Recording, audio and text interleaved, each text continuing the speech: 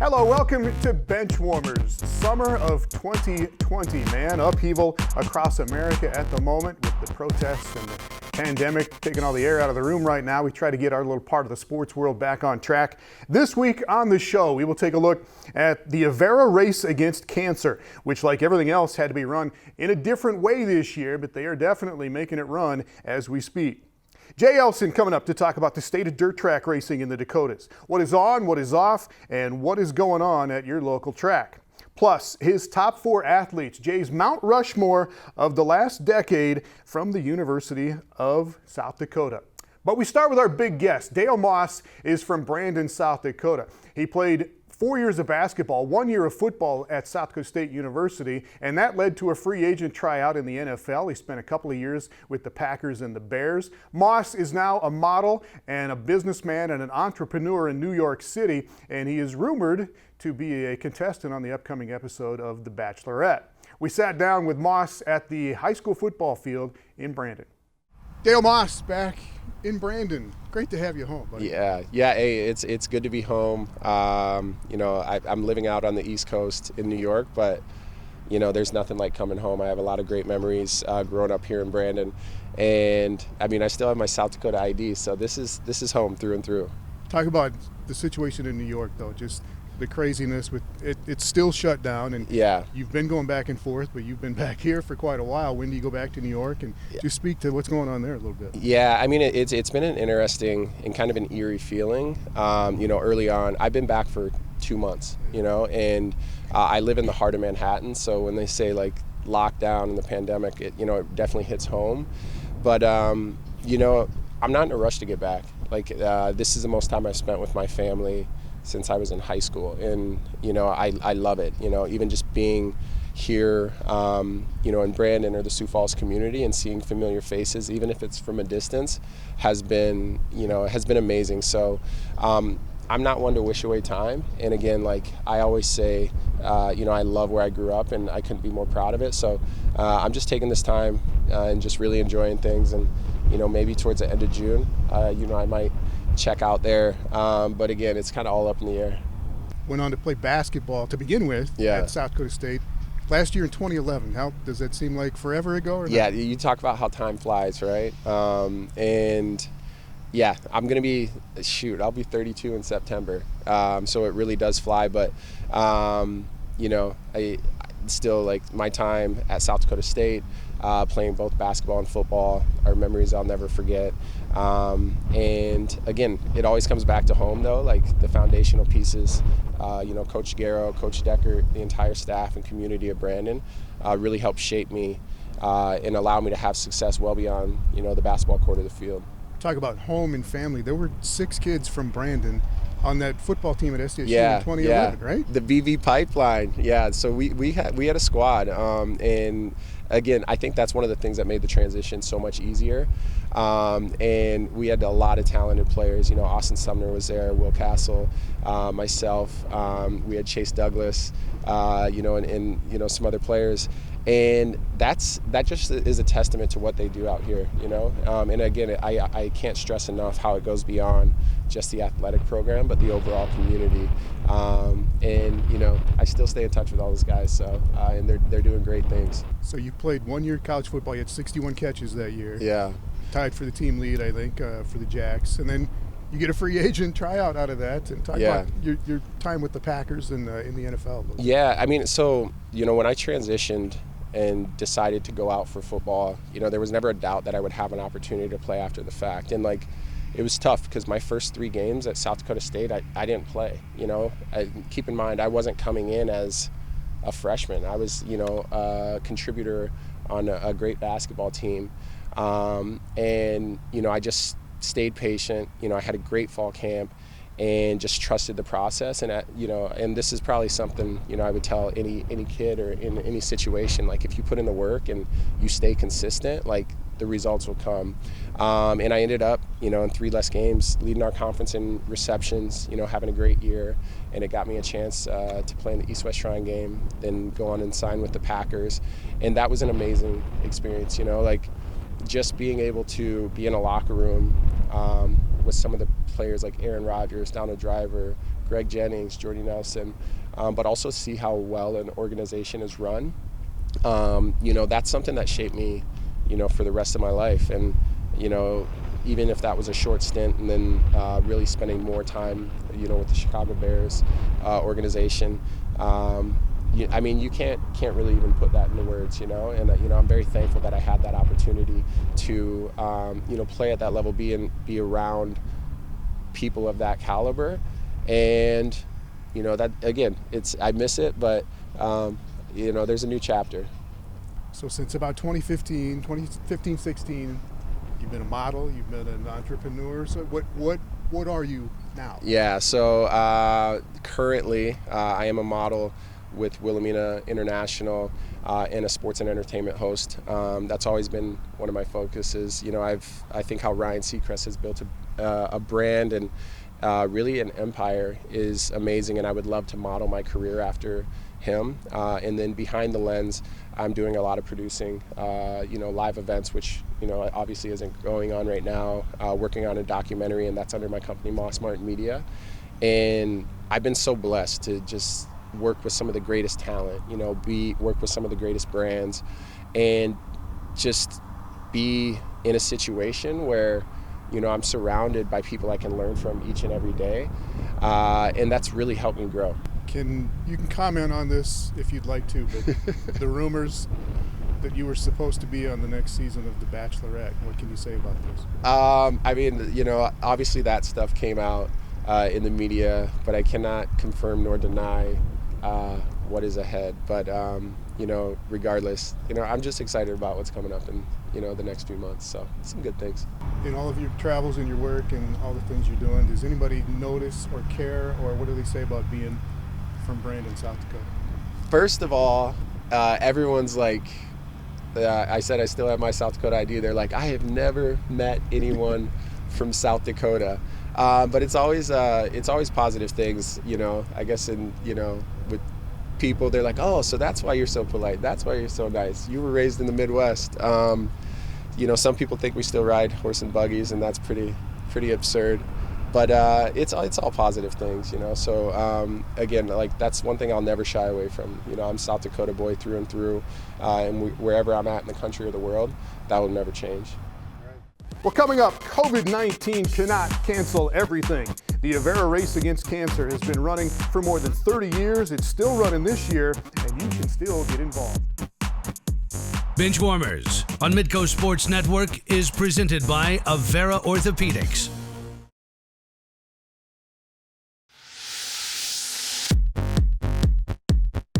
Welcome back to Benchwarmers. The coronavirus pandemic has canceled way too many events, but with some determination and creativity, the organizers of the Avera Race Against Cancer made sure that the race did and is still going on right now. Here's Elena Lanson with more.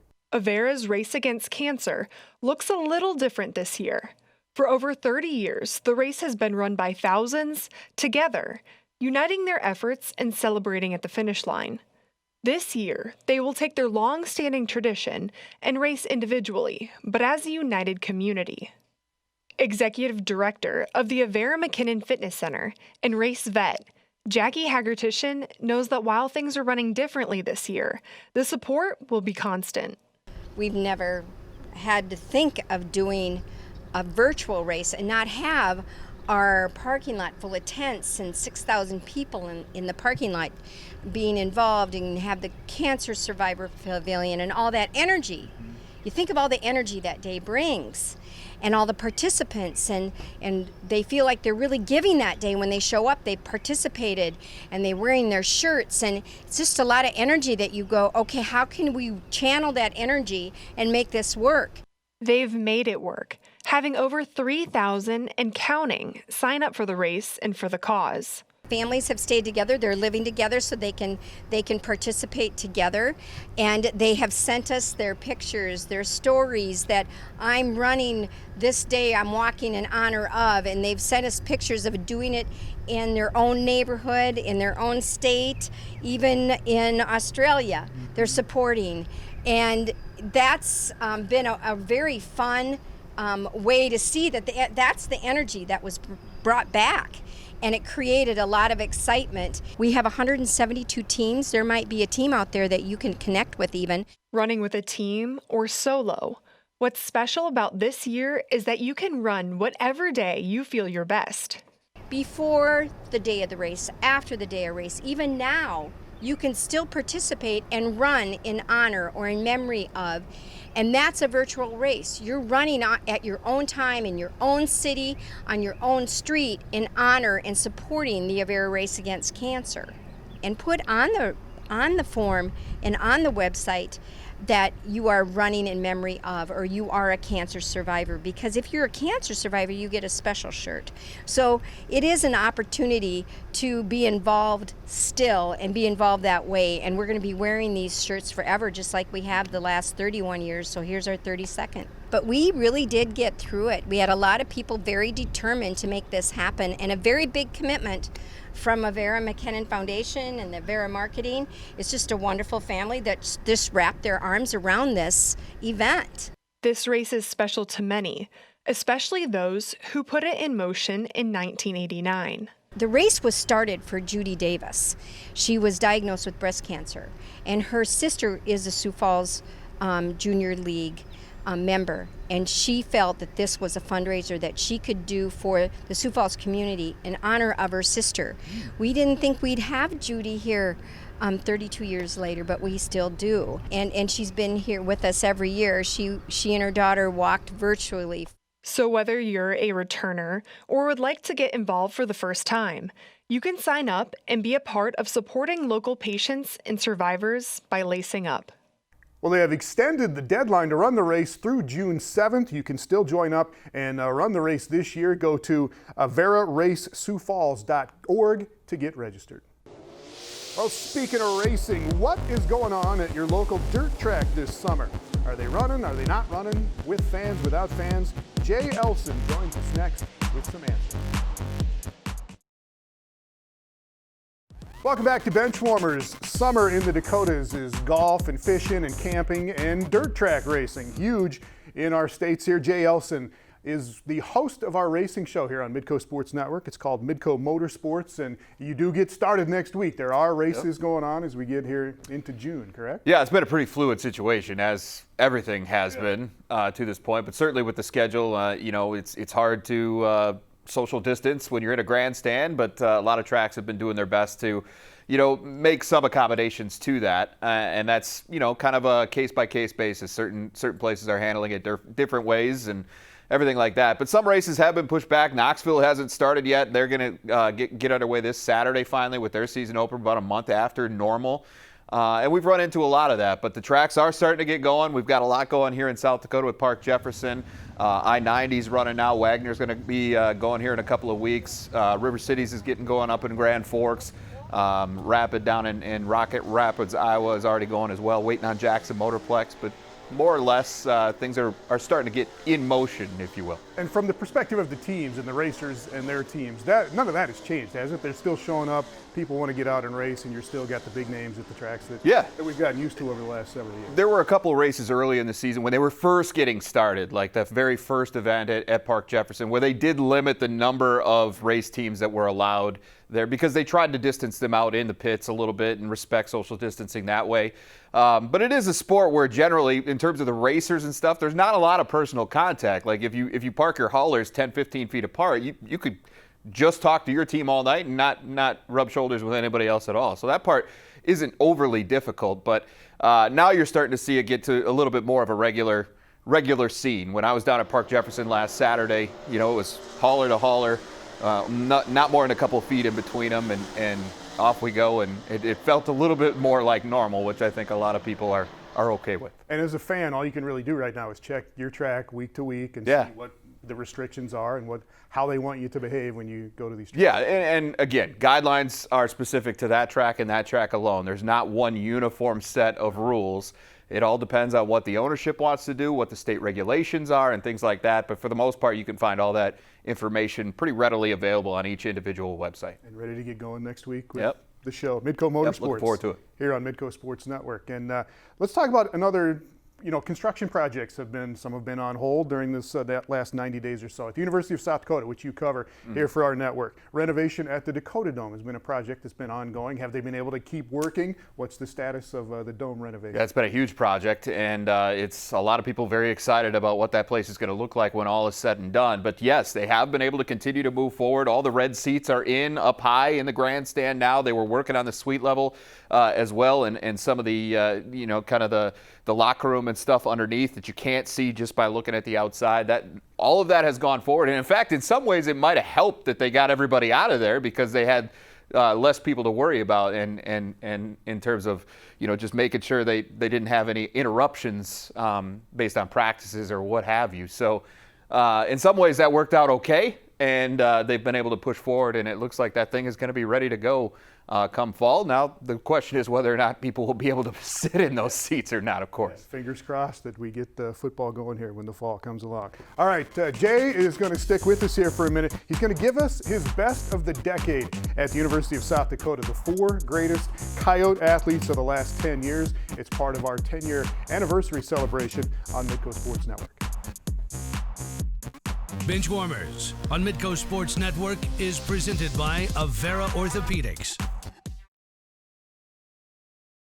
Welcome back. We are celebrating our 10th anniversary here at Midco Sports Network. 10 years of covering high school and college programs in the Dakotas and Minnesota. So to go along with that decade of doing all of that, we're going to roll out each week here on Benchwarmers our best of, our Mount Rushmore style, 4 athletes from schools that we cover. And this is our opinion. This is Jay's opinion. And this is just from the last 10 years. So we're going to start this week with the University of South Dakota, and this was hard, wasn't it? We're going to get to it here. It was hard. It All was right. really hard.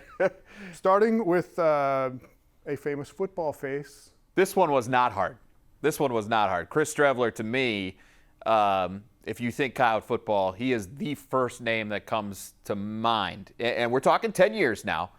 And there's been some lean times for the Coyote football program. Let's be honest. Chris Streveler in his 2 years came and took that program to a place that they had literally never been, and that being the FCS playoffs. And not only did he do that, but from an individual standpoint, he put up some of the most prolific seasons in Coyote football history, and that's going back all time. And so to me, this was one of the biggest no-brainers you could ever ask for. High-profile sport, high-profile guy playing a high-profile position, and doing it at a level that we haven't seen before at the Division I level. Top 10 handsome of all time as well, Chris Streveler. And won a Grey Cup in Yeah, CFL. yeah. We're focused mostly on what happened at USD, but certainly he's gone on and done some great things. Now he's got an opportunity with the Arizona Cardinals in the NFL as well, and that largely came because of his success in Canada. But it all started at USD for him. 2 women's basketball players you have chosen here. The first I have. is Nicole Seekamp, lovingly referred to as Noodle by a lot of people, but she, like Chris, took this program to places it had never been before at the Division I level. She was part of the first NCAA tournament team in 2014, and then, of course, a part of that WNIT championship team as a senior, her last game, getting to hoist a trophy. So, there was certainly enough talent on that team to get to the NCAA tournament more than once. They didn't do that, but they made the most of that next situation. And she's one of the all-time greats in Coyote women's basketball history, and so she's certainly deserving of a spot on the hill. Irked a lot of SDSU fans when SDSU would win the Summer League tournament. Seekamp was voted the most valuable player, and deservedly so. She did deserve it, that's for sure. That good. All right, track star, Chris Nilsen. Yeah, we're going off the mainstream sports here, and Chris Nilsen is a guy that, from an individual standpoint, accomplished about as much as any individual athlete at South Dakota ever has in winning 3 pole vault national championships, 2 indoor, 1 outdoor. Very likely could have gotten a 4th if the outdoor meet had not gotten canceled this year. So Chris Nilsen, no-brainer. Derek Miles gets some consideration as well because he kind of got the whole thing pole vault U started because he was a 5-time All-American himself. But his greatest accomplishments, in my opinion, came after his time at USD, and he wasn't within the last 10 years. Yeah. So Chris is an easy pick for this. Yes, again, this is just the last decade, and we finish up with a recent graduate. Another USD women's basketball player. Boy, have they been loaded with these. But Ciara Duffy, certainly a spot on the hill in her hometown, right, or near her hometown in Rapid City, South Dakota. And one of, again, the all-time greats in USD women's basketball history, certainly right there with Nicole Seekamp, Maddie Kopel. But Ciara accomplished things individually, too, that had never been done before. Mid-major player of the year this last year. Obviously, all that they did on the floor would have gone to her second consecutive NCAA tournament had it not been wiped out. Ciara Duffy, easy selection. Yeah, what that team could have done in the tournament, Yeah. we will never know, unfortunately. All right, one glaring absence, obviously, but we'll let the people maybe speak to that. Matt Mooney has a case, for folks. He did graduate from USD, did a lot of great things, but I think if you base it solely on what they did at USD, the championships they won and things like that, I think these four deserve their spot. All right, go to our social media pages, Facebook, Twitter, Instagram, whatever. You can comment, complain, tell us how stupid we are. Or me in particular, right? Please do so. All right, we also have a Midco Sports trivia game going on this summer that we want you to be involved in. So more on that when we come back. Coming up next week on Benchwarmers, we sit down with Nate Gary, former Sioux Falls, Washington football star, now going into his fourth season with the Philadelphia Eagles. We will check in with Shane Warwick at Warwick Workouts, talk about his young basketball trainees are getting their work in during this summer of disruption. And we will be joined by Alex Heinert, our University of North Dakota guy, talking about what would have been an incredible high school track season in the Dakotas. And Alex will have his Mount Rushmore of the 4 greatest athletes in the last 10 years at UND. And Alex is also the host of a sports trivia game show we have this summer on Midco Sports Network. Tuesday nights, it's live on social media. Teams made up of Midco sports people, local coaches and players and celebrities, and you can sign up and be chosen to play along. Just follow us on our social media channels. We'll see you next week on Benchwarmers.